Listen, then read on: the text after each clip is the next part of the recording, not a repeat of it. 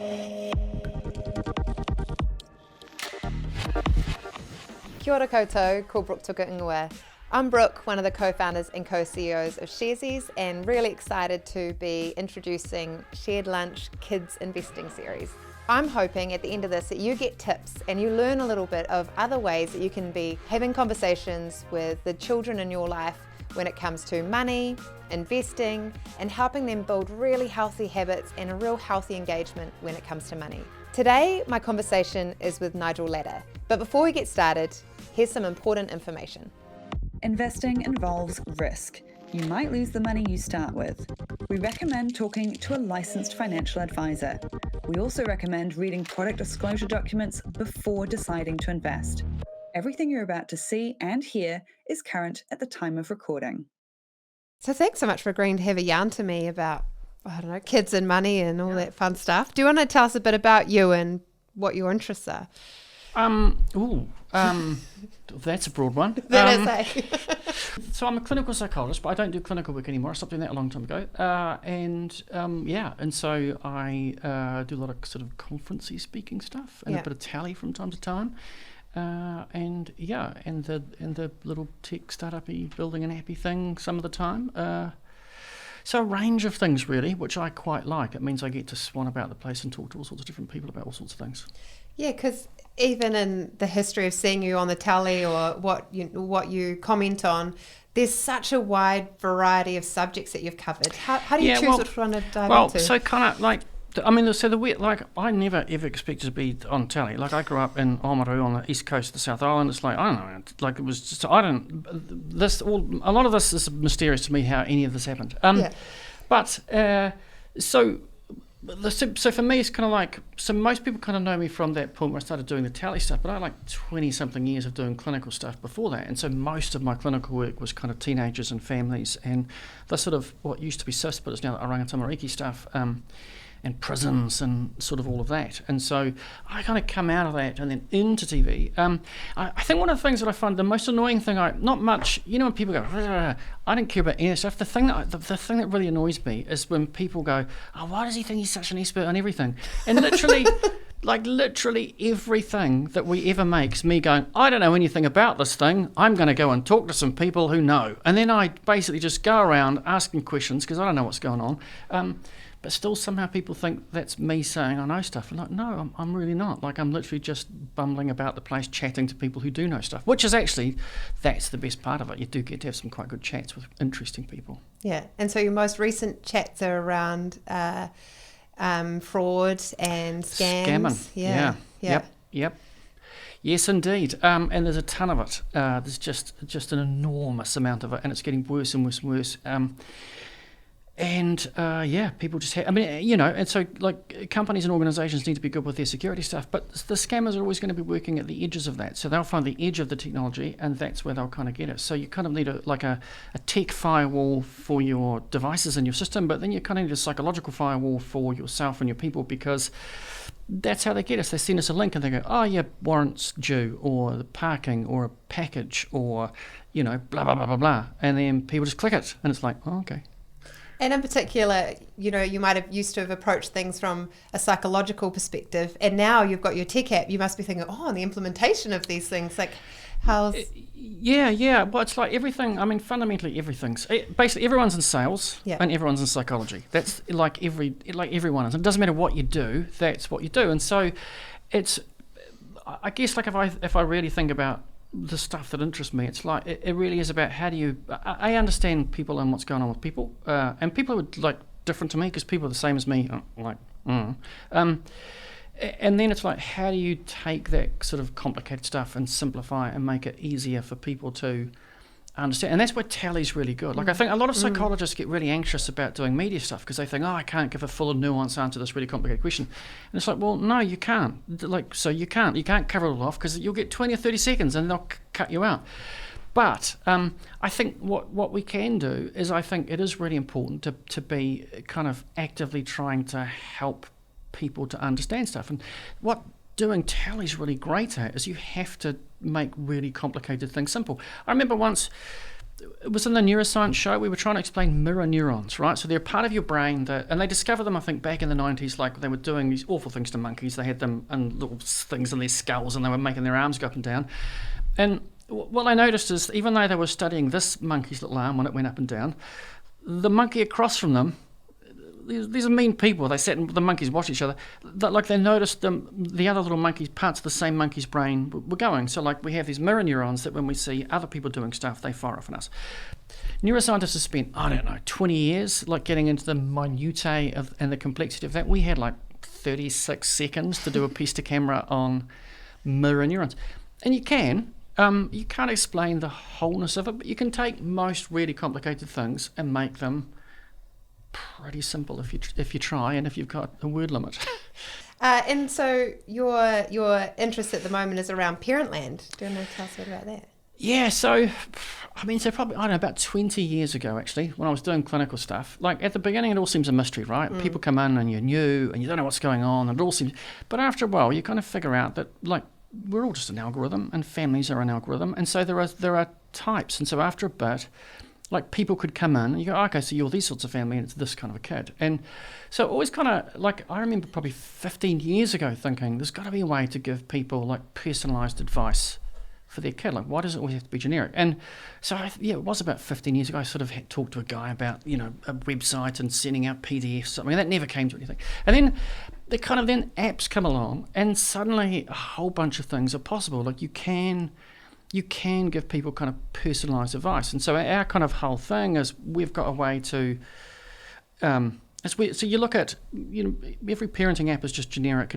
content about, and it's just basically a book and an app. And so it just seems like a waste, because what we've got is a way to basically to kind of get people to do a short thing. We call it TQ10, so we can understand your kid's temperament, and then we can kind of personalise the advice that you get in the app. So if you've got a stubborn 10-year-old, that's quite different from an easygoing 5-year-old. And getting an easygoing 5-year-old to sleep at night is different to a stubborn 10-year-old. And so I think the cool thing that we can do is we can talk to that stubborn 10-year-old or that easygoing 5-year-old, and then people don't have to wade through massive amounts of content trying to figure out kind of what works.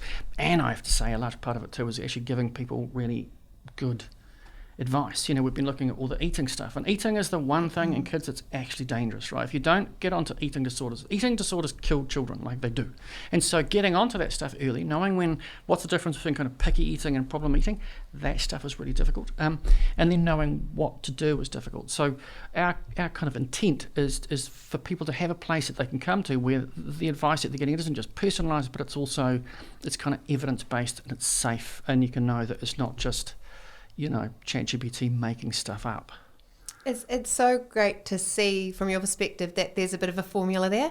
I remember when I had my children and I was becoming a parent, I was like, there's all these humans out there. Can't be that hard. Whoa. And then I thought there has to be a formula. Like, why isn't there a formula to like how to raise this child or how to, And there kind of is, right? I mean, there is a way of there are some frameworks that you can apply to people, like all the temperament stuff, so that you can kind of understand, because we all kind of have a basic temperament, right? You're either an introvert or an extrovert. You're, more intense or less intense, and that's we kind of keep that through our whole life, but it changes over a life as well. And so that's the really important bit, to kind of figure out what your kid's temperament is and then apply the things that work to that, because really persistent, which is the nice way of saying stubborn kids, they're very different to the more kind of easygoing, quick to adapt to change kids. Yeah, I've got both. I call her strong-willed. That's what we do now, because you have to. Yeah. It's not what we mean. I do need to touch on that introvert extrovert, because I feel like I hear all the time, that being used, and I also hear, we shouldn't be using that. It's not actually how people are.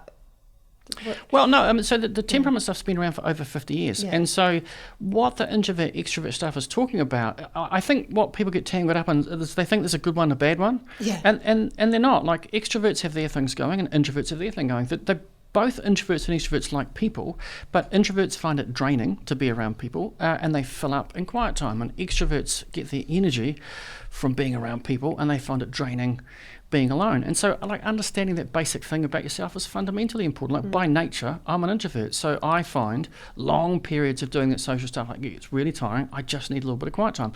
Weirdly, my partner is a real extrovert, and so for her it's kind of the opposite, but it still kind of works. And so it's not like there's not a good one or a bad one. There's both good and bad things about all of that. Just like, there are having a strong-willed kid is draining and exhausting, but those are the kids when the will goes, you can't do that, they go, shut up, I can.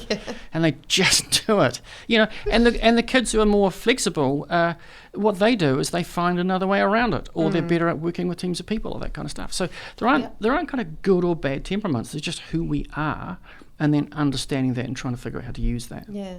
Personally, I've noticed mine change since becoming a parent too. I think I was more extroverted, and now I find if I can get a bit of alone time, I'm like, yes, Yeah, that's just survival. That's just like even kids, even if you're an extrovert, kids will scoop all of that out of you, and you just want to be away from tiny grasping fingers. It's like I just want peace of just no one demanding stuff or acting as if something is my fault. Yeah. So you're obviously very in tune with parents and families from a lot of your research, and know you have looked into money and children and those dynamics too. Yeah, what lengths did you have to go to kind of explore that topic? So we made the kind of Mind Over Money show a few years ago, and actually Kiwi Bank, Kiwi Bank, great, and they were good. Because when people say, hey, we're going to fund your TV show, you kind of think, oh man, are you going to treat us like an agency? And they would just say, look, here's a bunch of money, you guys know what you're doing, make a TV show. So it was really good, and they were really good people to work with. Yeah, but no, so what we're always trying to do is, and I think this is true of Tally and most things, we kind of talk about like the secret engine. So you have to have some kind of intellectual kind of secret engine basis to the content that you're talking about, and then try to make that kind of interesting for people. So we started thinking about this idea of kind of money personalities, and there is some stuff around that there are some of us are more about security, and some of us are more about experiences, and some of us money's about freedom, it's about the social stuff. And so money is just like what we do with our money fundamentally just reflects the values of who we are. Do you know what I mean? Like, so some people are just terrible at the idea, they just can't save because it's like they just want that dopamine rush of stuff. And in fact, the EP on the show she's like that, she's just got some, she's lovely, but man, things like, like they went to some spa pool show, and instead of 30, it was 15, and she thought, it'd be crazy to throw away 15 grand like that, like we're saving 15. No, that's not what you're doing. You're spending 15,000. So it's like they're understanding, I think, your kind of money personality, and again, like I think that taps a lot into kind of temperament, and it taps a lot into kind of your kind of values and how you see the world. That's what drives people's money. I mean, you guys will know this. Like some people can tolerate risk, and some people not so much. Some people seek it out, and some people will avoid it.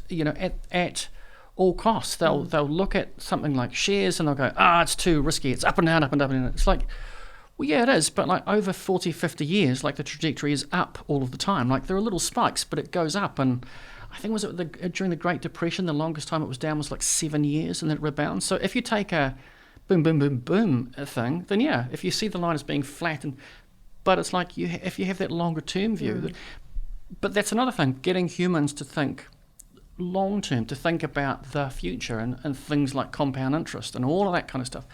That's really hard because we're not used to that. We're made for basically prehistoric times. We've got these 100,000, maybe 200,000 year old brains.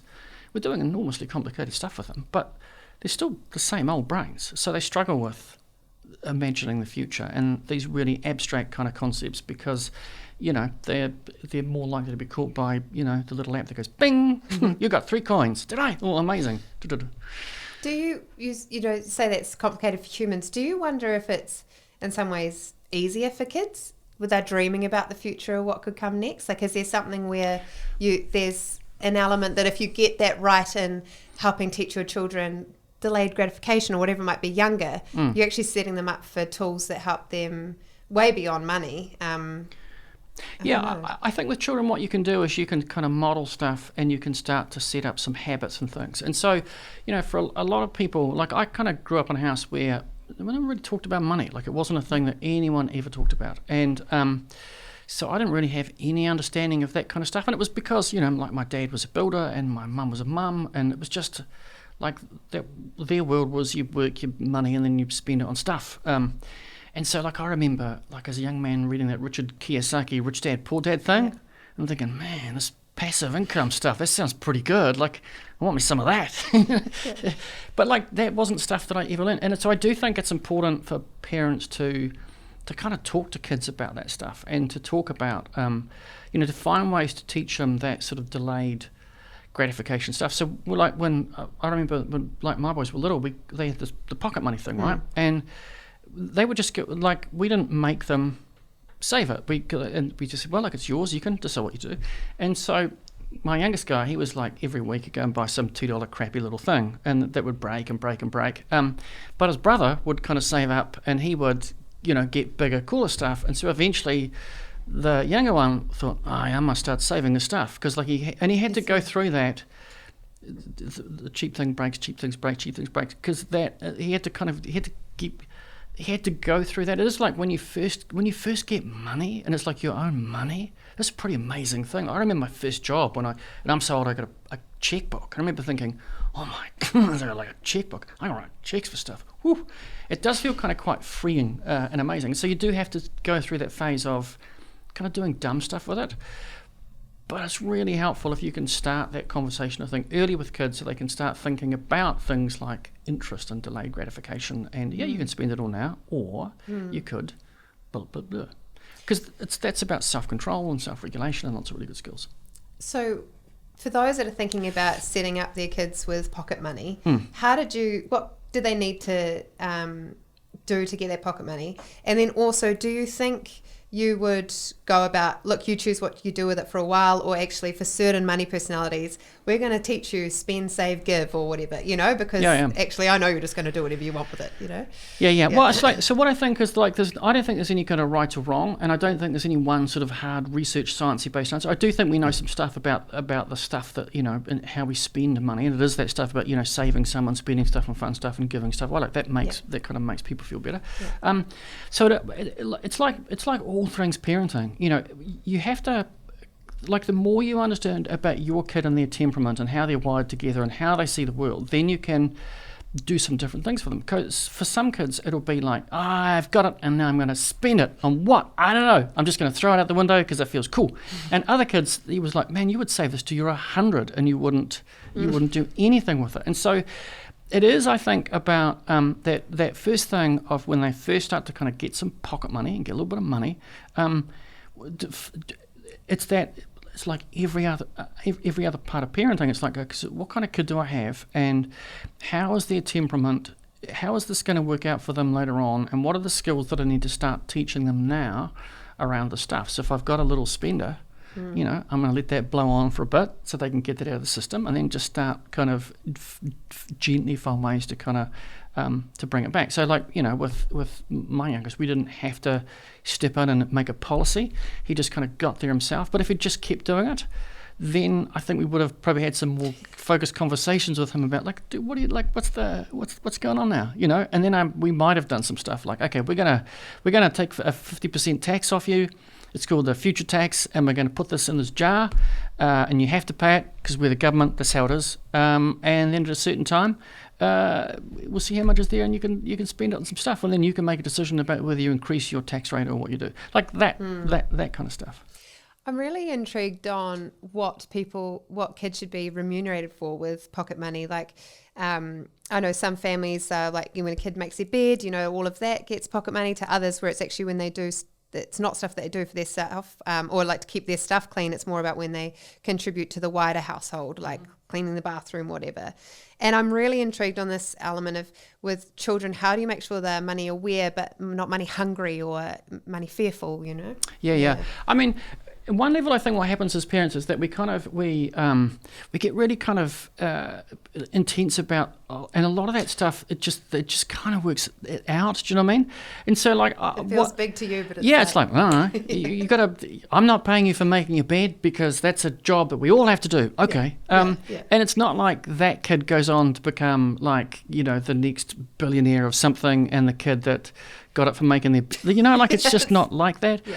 But I think it should be kind of values driven in your home. So like all families need to kind of figure out like what are the values that drive our family, and no one's got the it's about finding the stuff that works for you. And so I think it's a good thing for kids to like pocket money is stuff that you get because you do some stuff to help out, and so if you do the stuff to help out, then you get paid because it's kind of how the world is.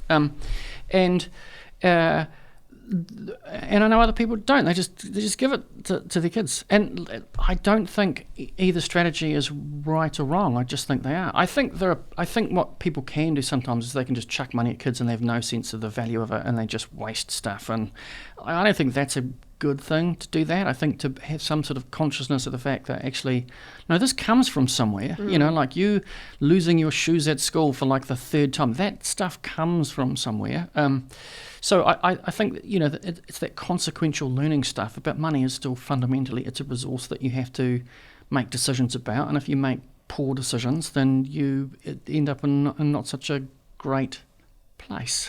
Looking at the history of money and like the generations, like there were times when, the parent would come home with the pay in an envelope and then you'd see it divvied out for groceries or whatever it might be, to then you get paid virtually, but you always have cash around, to now we're in this more cashless society. Yeah. How do you navigate that with children and making sure they really understand the value of a dollar? Yeah, because, there are people who are going to great lengths to make it easier for us not to think about money. Do you know what I mean? It's like, I'm saying, like, I grew up with money and cash, and you had to have money. And, like, I'm so old, there weren't even money machines. Like, you had to go to a bank and get money and write checks.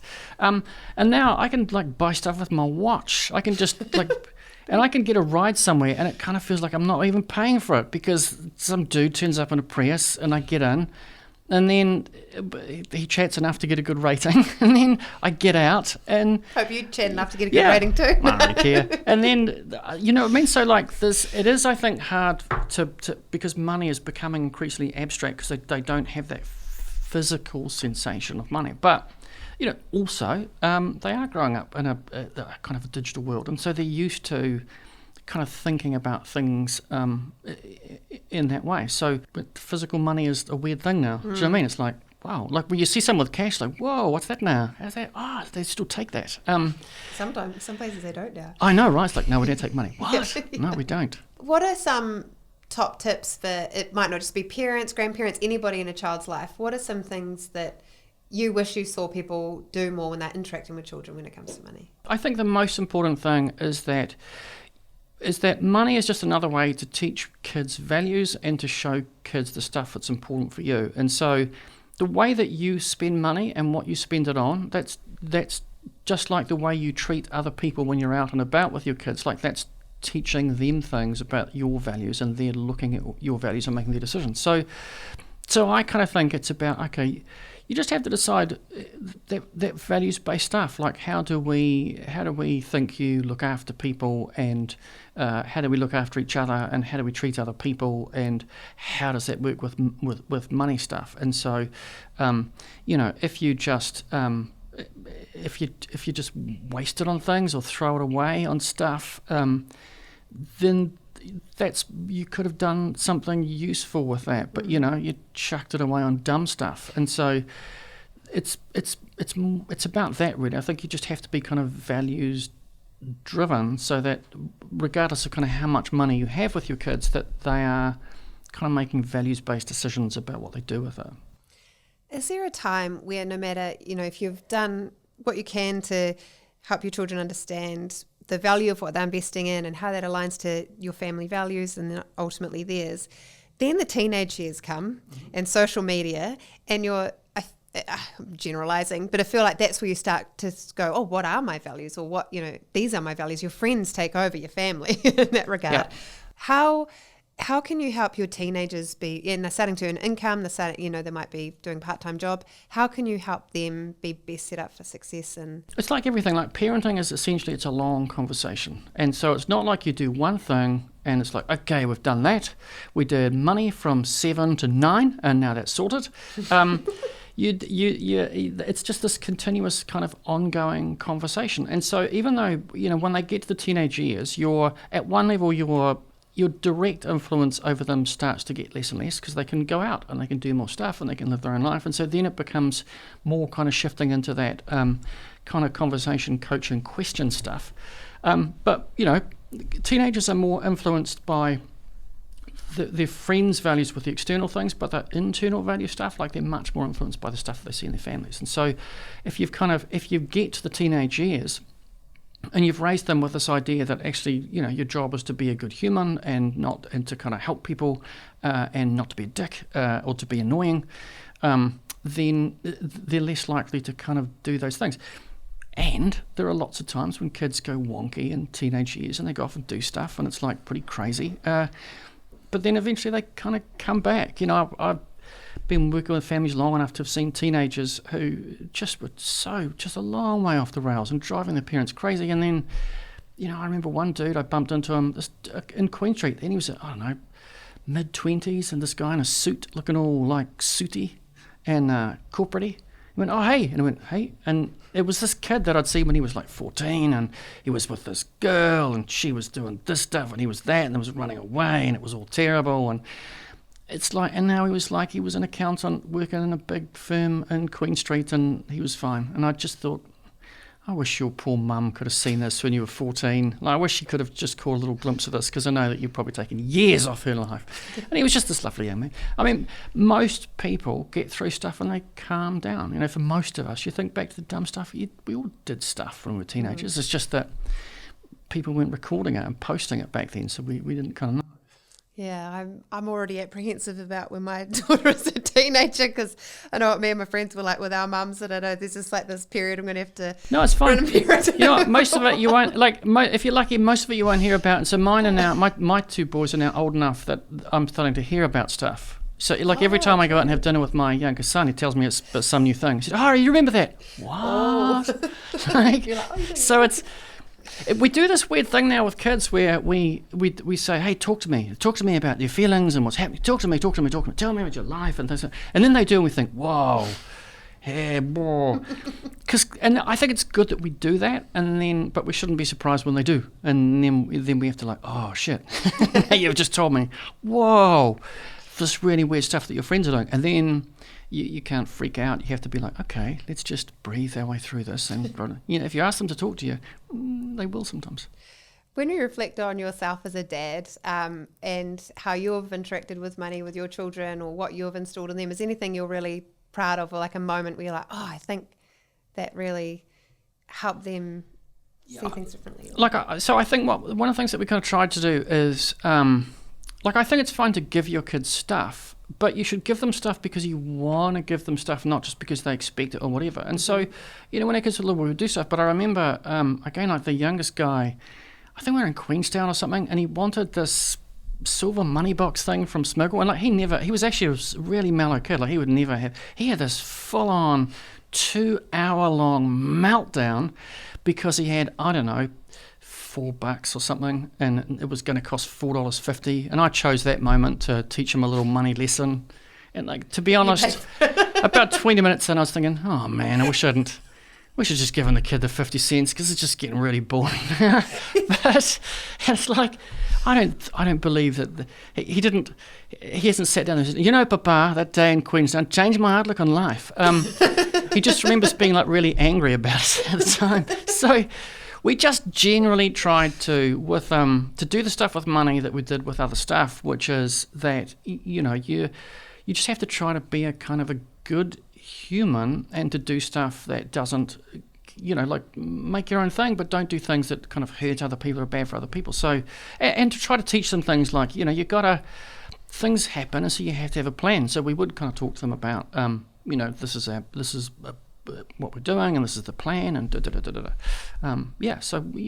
but if I look back to my two, I actually think it's more about their two individual little personalities and temperaments. So like I don't think it was any of that stuff that we did in there necessarily that made a difference. But I think as part of, I think you need to see the money conversations with kids as being part of all of that stuff. Like, so it's a really important part of life. And so if you don't talk to them about it, they're not going to have a way to understand it. And if you've got a lot of money, and some people do, they worry about what their kids will do. And it's like, well, so then what you have to do is you have to teach your kids how to be a good human being if you've got a lot of money. Like I know people whose kids don't ever have to work if they don't want to. And there's the concern about, so how's that going to impact them? It's like, well, that's stuff you have to talk about. Like that you have to, like it's not a bad position to be in, but also it'd be pretty easy to be a pretty, like if I was a teenager and knew that I was going to be independently wealthy, whatever, I'd be like, whoa, I'm not doing anything. Do you know what I mean? Like,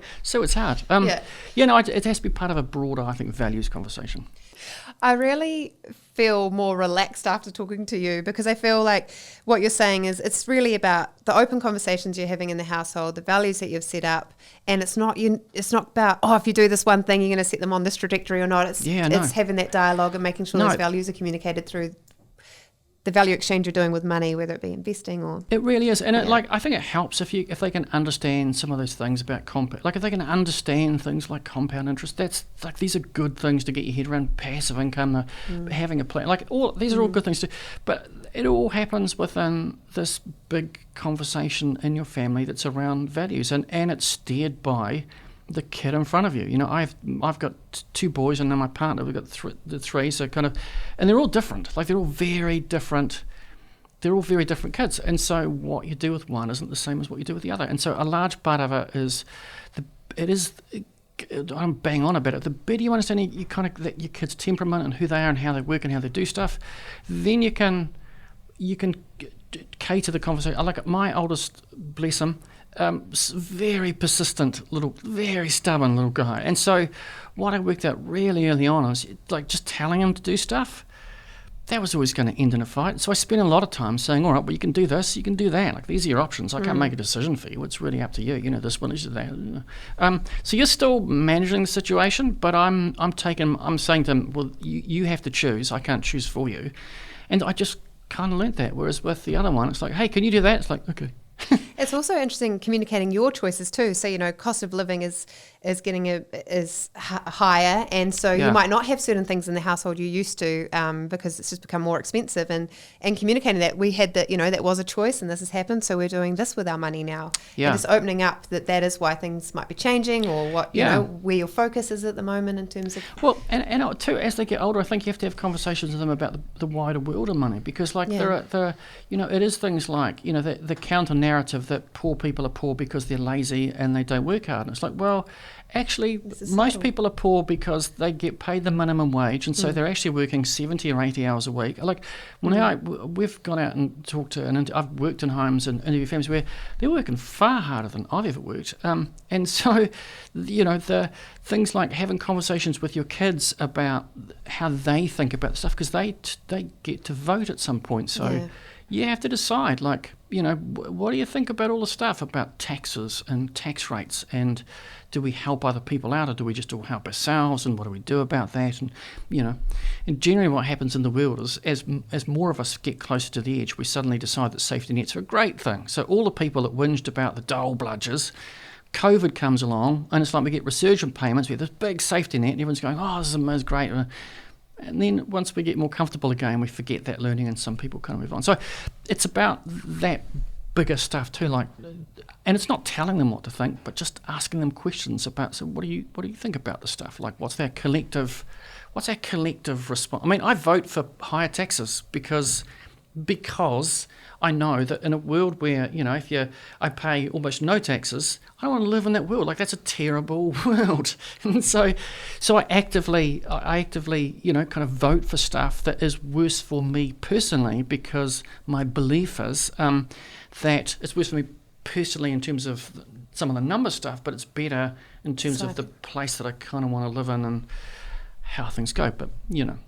I got a real visual too of that, how you said parenting is a lifelong conversation, and you could just see it from, you know, when your child is young and you might be teaching them how to delayed gratification through the marshmallow test or chocolates to then voting with their how money starts conversations start to go into tax and my oldest is now working and is doing KiwiSaver, and so we're now having conversations about which KiwiSaver scheme he's in and what he thinks about that stuff. And it's just like we're back to when a little person, which is like, yeah, I know, but nah, it's like that stuff.